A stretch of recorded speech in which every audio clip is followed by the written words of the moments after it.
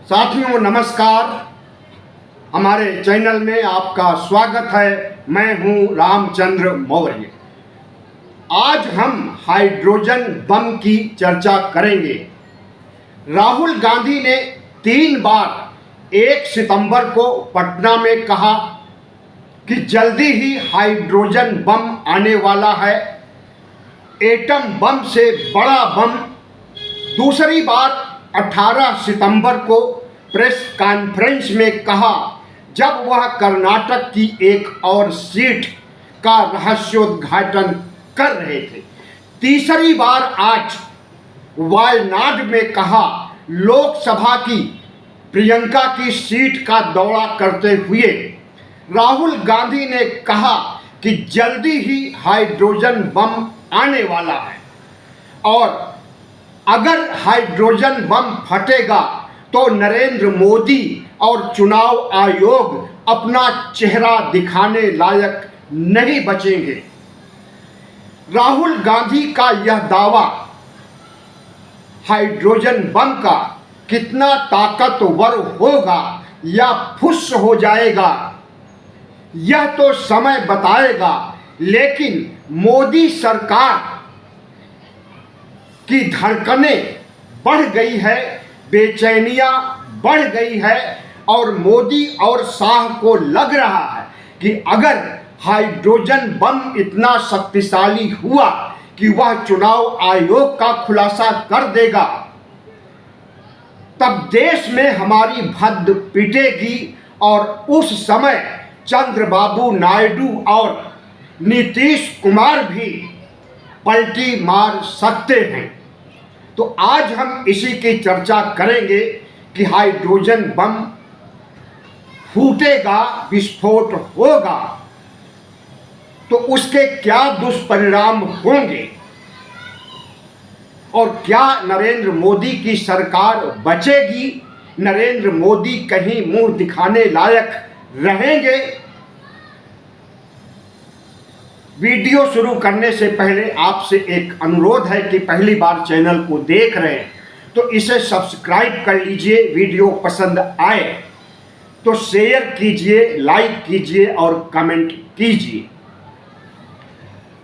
साथियों, भारत की राजनीति एक ऐसे नाजुक मोड़ पर आ गई है कि जहां कई चमत्कार होने वाले हैं।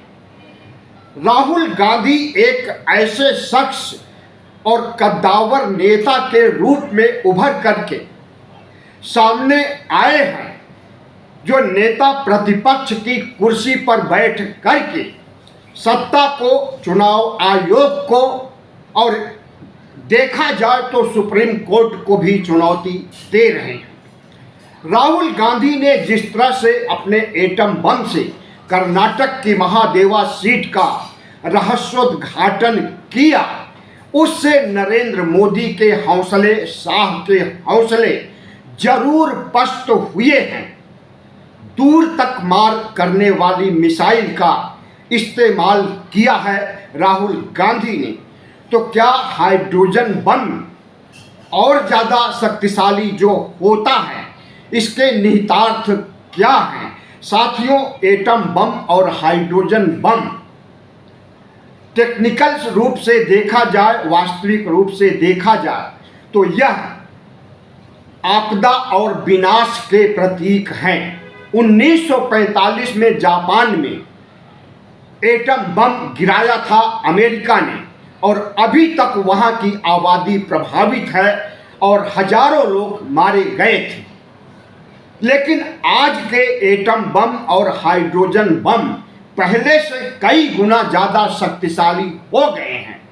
पाकिस्तान आए दिन एटम बम की धमकी देता है भारत को और वही पाकिस्तान अब चीन के साथ मिलकर के अब तो सऊदी अरब के साथ भी समझौता कर लिया और सऊदी अरब के साथ यह समझौता हुआ है कि तुम्हारे ऊपर कोई अटैक करेगा तो हम तुम्हारा साथ देंगे, हमारे ऊपर कोई अटैक करने का साहस करेगा तो तुम साथ देना।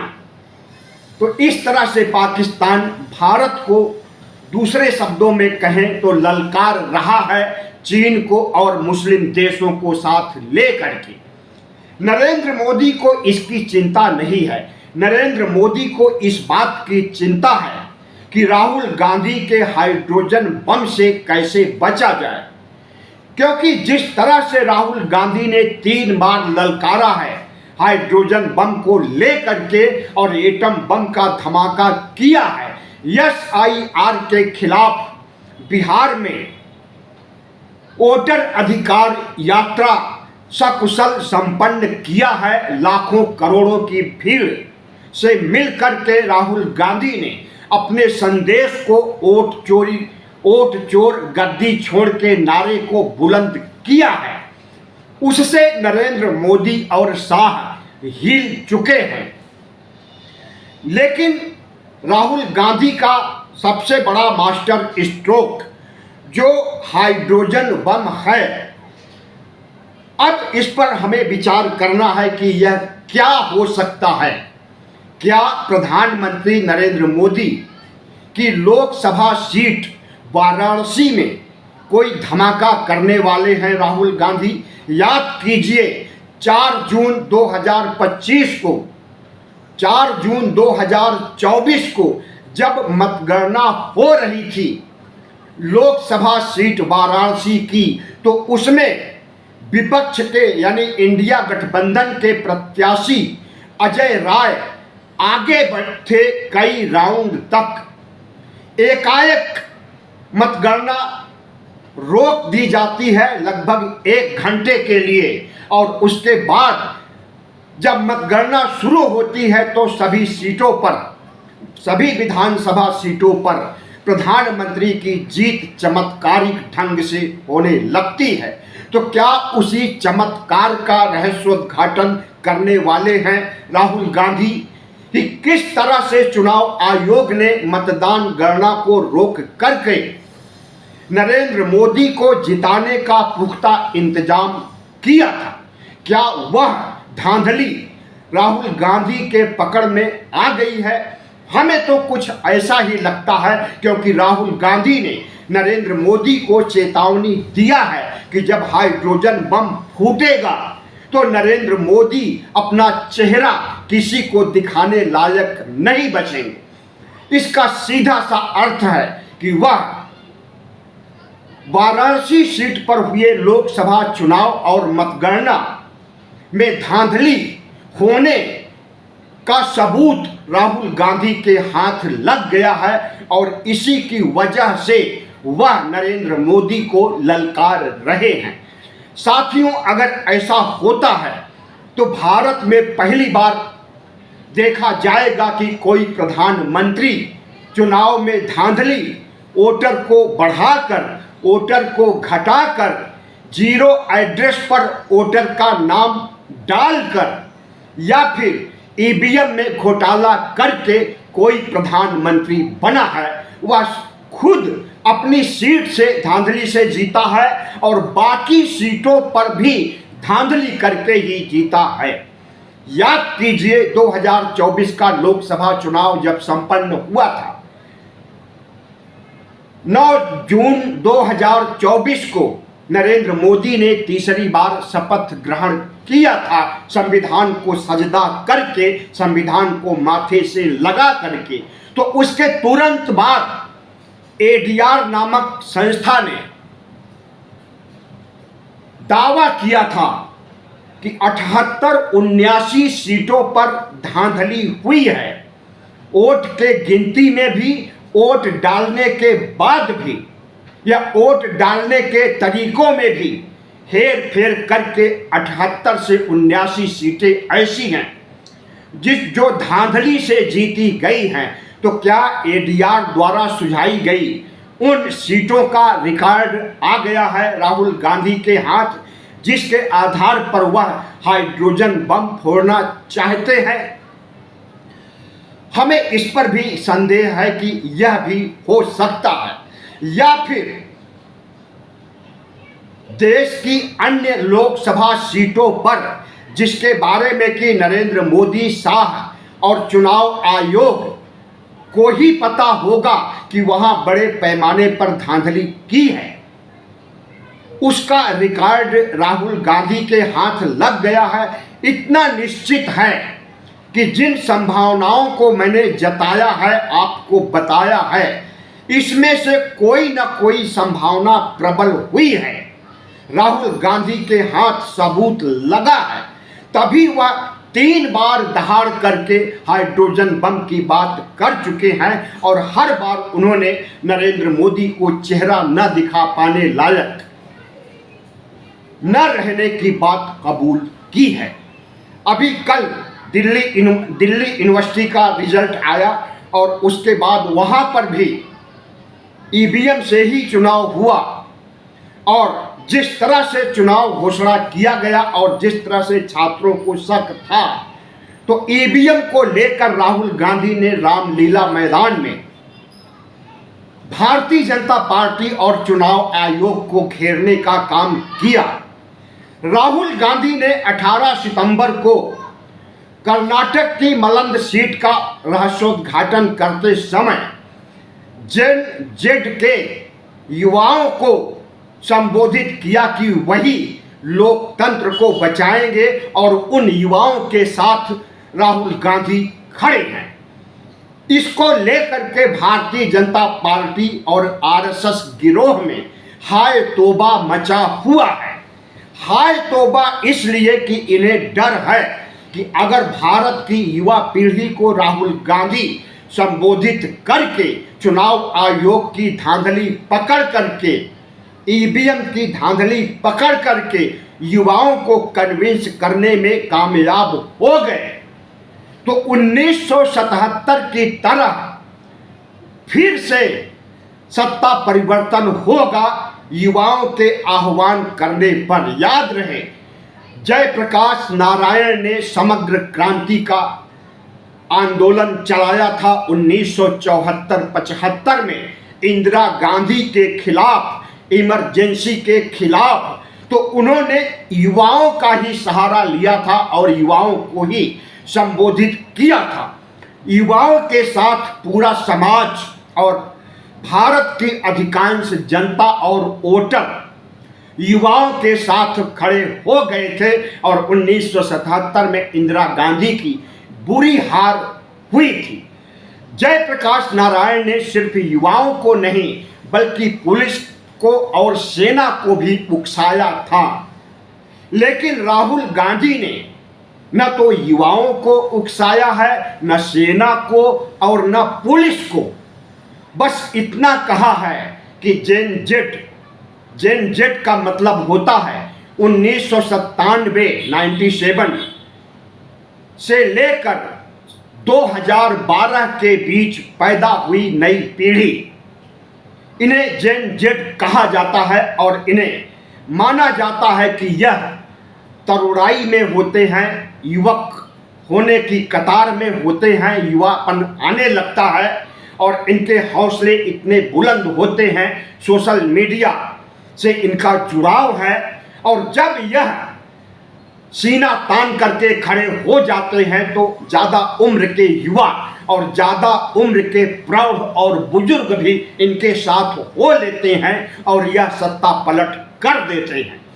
यह सत्ता पलट लंका में हुआ, बांग्लादेश में हुआ और अभी हाल में नेपाल में हुआ। और राहुल गांधी ने जब जेन जेड का नाम लिया 18 सितंबर को प्रेस कॉन्फ्रेंस में, तो उसके बाद से भारतीय जनता पार्टी और आरएसएस में भूकंप आ गया है कि अगर जेन जेड को संबोधित किया जा रहा है, युवाओं को संबोधित किया जा रहा है और इनके साथ हर उम्र के वोटर, हर उम्र के देशवासी अगर खड़े हो गए तो नरेंद्र मोदी की खैर नहीं। साथियों, जेन जेड के पहले से ही भारत में भूमिका बन रही है नरेंद्र मोदी को सत्ताच्युत करने के लिए, कुर्सी से हटाने के लिए। 2024 के लोकसभा चुनाव में जब घोषणा किया था भारतीय जनता पार्टी के अनेक नेताओं ने कि 400 पार सीटें दीजिए, हम संविधान बदल देंगे, उसके बाद से ही नरेंद्र मोदी सरकार पर खतरे मंडराने लगे हैं और ओबीसी, एससी, एसटी जो कभी नरेंद्र मोदी के भक्त थे, बीजेपी के समर्थक थे, वह इंडिया गठबंधन के पाले में आ गए और नरेंद्र मोदी की सरकार 303 से 240 पर आ गई, बैसाखियों पर आ गई। लेकिन इस बीच जो चमत्कार होने वाला है, राहुल गांधी जो चमत्कार और धमकी दे रहे हैं, चमत्कार करने वाले हैं और धमकी दे रहे हैं, हमें लगता है कि वह इसी बात का खुलासा करेंगे कि फेक वोटर बढ़ाए गए और जो वोटर पहले से हैं उन्हें घटाए गए और एक ही एड्रेस पर सैकड़ों मतदाताओं का एड्रेस दिया गया है। एक घर में सैकड़ों वोटर के पते दिए गए हैं। ईवीएम में हैकिंग की गई है या ईवीएम के द्वारा धांधली की गई है। यही कुछ राहुल गांधी उजागर करने वाले हैं हाइड्रोजन बम फोड़ते समय। लेकिन हाइड्रोजन बम फोड़ने के लिए अभी किसी तिथि की घोषणा नहीं की है। उन्होंने 18 सितंबर को यह भी कहा था कि हाइड्रोजन बम के बाद भी 2-3 साल तक छोटे धमाके चलते रहेंगे। यानी नरेंद्र मोदी चुनाव आयोग के जरिए जो धांधली करवाए हैं, एक भी धांधली बचने नहीं पाएगी। लेकिन सबकी नजर अभी हाइड्रोजन बम पर है। एटम बम तो काम कर गया जो कर्नाटक की महादेवा सीट की थी।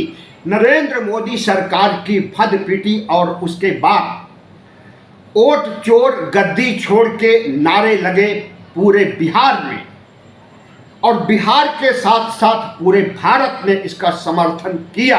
एसआईआर की धांधली को लेकर के जिस तरह से राहुल गांधी, तेजस्वी यादव बिहार को की सड़कों को, गलियों को छान मारे और हर लोगों से नारा लगवाया, वोट चोर गद्दी छोड़ का। इससे राहुल गांधी और तेजस्वी की न सिर्फ छवि उभर करके एक कद्दावर नेता के रूप में आई है, बल्कि नरेंद्र मोदी और शाह की चुनाव आयोग की फजीहत भी हुई है। अब देखना है कि एटम बम कितना शक्तिशाली होता है और किस तरह से राहुल गांधी